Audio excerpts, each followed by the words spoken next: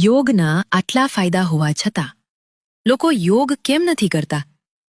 આની પાછળ માત્ર આળસ નથી, પણ કેટલીક સાયકોલોજીકલ અને સોશિયોલોજીકલ માન્યતાઓ છે.